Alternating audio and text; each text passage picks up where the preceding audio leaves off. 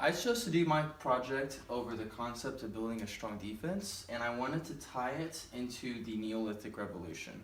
So the two examples I have that I drew illustrating a strong defense is this ancient city of Jericho and the Great Wall of China.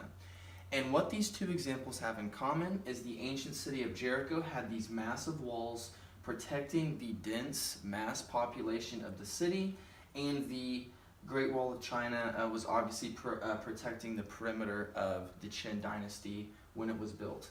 And if you ask yourself as to why these ancient civilizations built these walls, the obvious answer would be protection.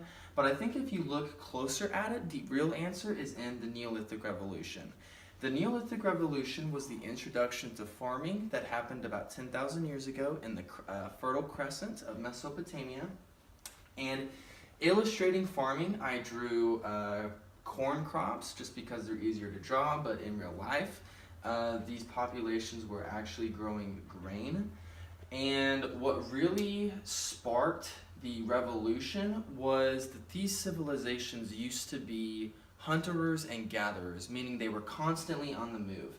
And once they discovered what farming was, I guess the good problem to have with farming is that you have a surplus. And so rather than these civilizations growing the crop and carrying it with them, they just decided to become sedentary, to have permanent residences.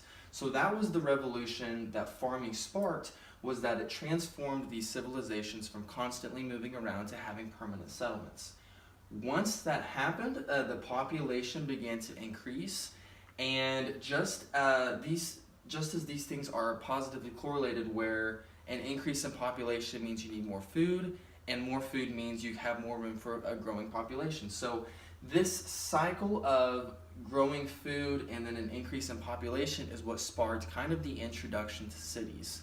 Once these populations began to mass together, so did social constructs and the introduction to economics, social exchange.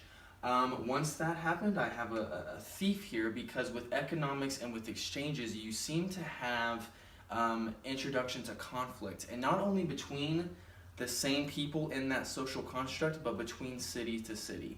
And so with the introduction to farming, looking at the cause and effect down the line, it also affected and caused for conflict to happen.